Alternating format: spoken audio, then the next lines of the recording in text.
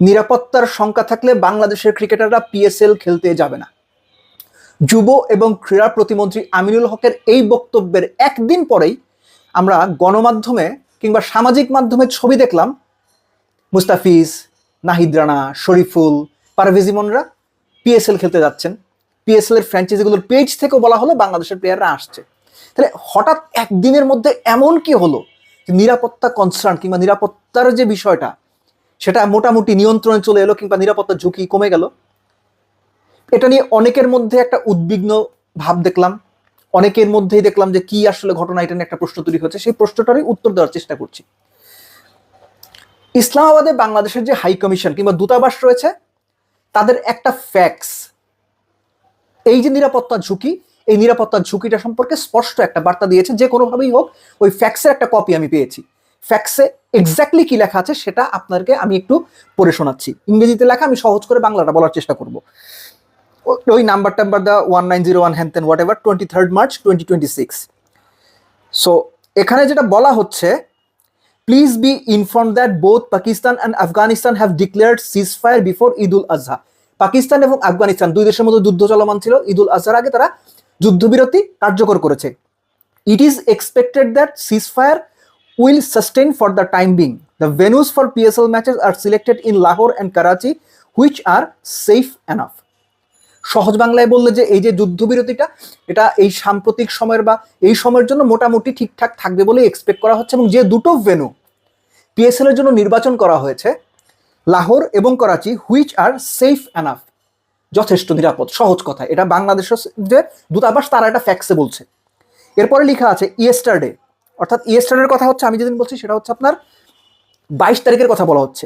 Yesterday Pakistan cricket control board announced that there would be no public gathering at the stadium. যেটা আমরা আগেই জানি যে পিএসএলটা খেলা হবে যেখানে অ্যাকচুয়ালি কোনো দর্শক থাকবে না। ওই কোভিড যখন ছিল ওই সময় যেমন হতো ওরকম দর্শক ছাড়া বা দর্শকবিহীন মাঠে পিএসএলটা খেলা হবে। Concern authority of Pakistan R committed to ensure safety and security of the cricketers. সংশ্লিষ্ট কর্তৃপক্ষ পাকিস্তানে যারা আছেন তারা ক্রিকেটারদের সেফটি এবং সিকিউরিটি, নিরাপত্তা দেওয়ার সর্বোচ্চ চেষ্টা করবে বা সর্বোচ্চ নিরাপত্তা নিশ্চিত করার চেষ্টা করবে। সহজ বাংলা হচ্ছে এরকম। আরেকটা জায়গায় লেখা, under this circumstances the mission recommends that Bangladeshi cricketers can participate at the PSL matches. Eid Mubarak. সহজ বাংলায় এর অর্থ হচ্ছে যে এই মিশন রিকমেন্ড করতেছে যে বাংলাদেশের প্লেয়াররা পিএসএল এ অংশ নিতে পারে। সহজ কথা, এই যে পিএসএল এ প্লেয়াররা গেছেন, যুব এবং ক্রীড়া প্রতিমন্ত্রী সিকিউরিটি কনসার্নের ব্যাপারে কোনো রকম আপোষ না করার যে বার্তাটা দিয়েছিলেন, হুইচ ইজ ফেয়ার এনাফ। এবং বাংলাদেশ হাই কমিশন যেটা পাকিস্তানে রয়েছে তারা রিকমেন্ড করেছে যে পরিস্থিতি মোটামুটি গ্রহণযোগ্য কিংবা যথেষ্ট নিশ্চয়তা রয়েছে নিরাপত্তার। তারা রিকমেন্ড করেছে বাংলাদেশের প্লেয়াররা পিএসএল এ যেতে পারে। এর ভিত্তিতেই বাংলাদেশ ক্রিকেট বোর্ড বাংলাদেশের প্লেয়ারদের এনওসি দিয়েছে। সো এই ব্যাপারটা নিয়ে যাদের মধ্যে একটু উদ্বেগ ছিল, যারা বিভিন্ন প্রশ্ন তুলছিলেন বা বিভিন্ন রকম আলোচনা করছিলেন যে ঘটনাটা কি, তো খুবই স্বাভাবিক উদ্বেগ থাকতেই পারে। তো তাদের জন্য আশা করি যে এই বিষয়টা পরিষ্কার হলো। সেকেন্ড থিং হচ্ছে যে বাংলাদেশ ক্রিকেট বোর্ডও একটা প্রেস রিলিজ দিয়ে মোটামুটি একই ধরনের কথা বলেছে। সো বাংলাদেশের প্লেয়াররা গেছে, মুস্তাফিজের জন্য একটা স্পেশাল এনওসির ব্যবস্থা করা হয়েছে। মুস্তাফিজ আপনারা জানেন যে সব প্লেয়ারই 26 মার্চ থেকে 12 এপ্রিল পর্যন্ত, অর্থাৎ নিউজিল্যান্ডের বিপক্ষে ওয়ানডে সিরিজ শুরু হওয়ার আগ পর্যন্ত 26 মার্চ থেকে 12 এপ্রিল এই পর্যন্ত এনওসি পেয়েছেন। এই পর্যন্ত যে কটা ম্যাচ হবে খেলবেন, 13 তারিখে তারা বাংলাদেশে চলে আসবেন। 14, 15, 16 প্র্যাকটিস করবেন, 17 তারিখে যে ম্যাচ খেলবেন বা দলে যারা থাকবেন তারা থাকবেন। এর পাশাপাশি মুস্তাফিজের ক্ষেত্রে যেটা হয়েছে, ওয়ানডে সিরিজ শেষ করে মুস্তাফিজ আবার চলে যাবেন, অর্থাৎ নিউজিল্যান্ডের বিপক্ষে টি20 সিরিজে মুস্তাফিজ থাকবেন না, সেই সময় তিনি আবার পিএসএল এ তার ফ্র্যাঞ্চাইজিতে জয়েন করবেন।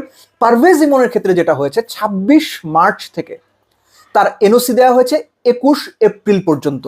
অর্থাৎ যেহেতু তিনি ওয়ানডে এই সময় খেলছেন না বা ওয়ানডে স্কোয়াডের সঙ্গে না থাকার সম্ভাবনায় বেশি কিংবা নেই, সো তাকে অন্যদের তুলনায় এনওসিটা একবারে একটু বেশি করে দেওয়া হচ্ছে। তিনি আবার ফিরবেন টি20 সিরিজের আগেই বা দ্বিতীয় ওয়ানডে হতেই তিনি শেষ হওয়ার সঙ্গে সঙ্গে তিনি দেশে চলে আসবেন টি20 সিরিজটা খেলবেন। তো সব মিলে আমি বলবো যে এই যে বাংলাদেশের ক্রিকেটাররা পিএসএল এ গেলেন, এটা বাংলাদেশ ক্রিকেটের ব্র্যান্ডিং এর জন্য দারুণ একটা ব্যাপার। খেয়াল করে দেখেন যে বাংলাদেশের এই যে পেসাররা ভালো করছে, মুস্তাফিজ, শরীফুল, নাহিদ রানা, পেসাররাই সবচেয়ে বেশি দল পেয়েছেন। বা বোলিং ইউনিট ওয়াইজ যদি আমরা হিসেব করি, রিশাদও দল পেয়েছেন, এটা বাংলাদেশ ক্রিকেটের জন্য অবশ্যই খুব ভালো একটা ব্যাপার।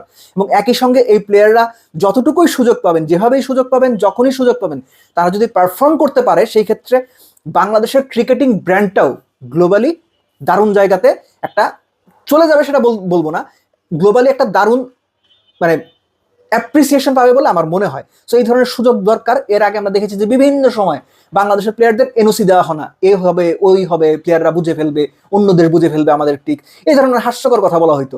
সো এই যে প্লেয়ারদেরকে মোটামুটি একটা গ্রহণযোগ্য সময়ের জন্য কিংবা ন্যাশনাল ডিউটি মাথায় রেখে একটা লম্বা সময়ের জন্য বা যতটুকু সর্বোচ্চ সম্ভব এনওসিটা দেওয়া হয়েছে, অবশ্যই এটা একটা ভালো সাইন।